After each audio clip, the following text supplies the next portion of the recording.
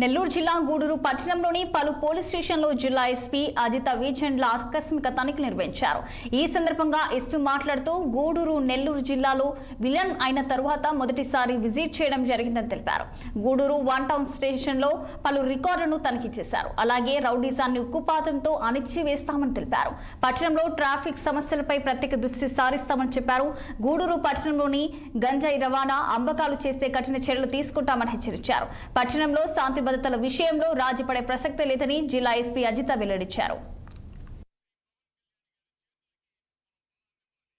ఈరోజు Gudur one town police station visit చేయడం జరిగింది.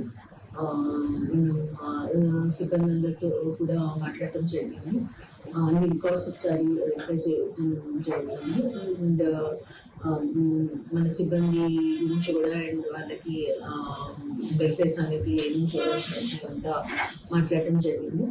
ముఖ్యంగా ది టౌన్ ప్రాంతంలో ఉన్న రౌడీ షీటర్స్ మీద, సస్పెక్ట్ షీటర్స్ మీద అండ్ క్రైమ్ మీద ఒక ఆఫీసర్స్తో డిస్కస్ చేయడం జరిగింది. మన ఆఫీసర్స్తో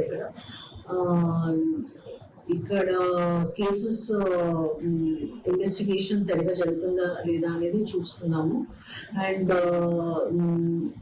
గాంజా కానీ, ఓపెన్ డ్రింకింగ్ కానీ, డ్రంక్ అండ్ డ్రైవింగ్ కానీ ఇట్లాంటివి ఏవి కూడా మనం సహించము.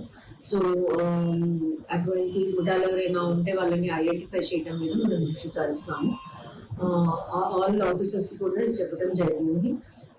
రౌడీజం అనేది సహించబోము. సో రెగ్యులర్ గా కౌన్సిలింగ్ ఉంటుంది. అండ్ నైట్ ఓపెన్ డ్రింకింగ్ అనేది అస్సలు జరగకుండా చూసుకోవడం జరుగుతుంది.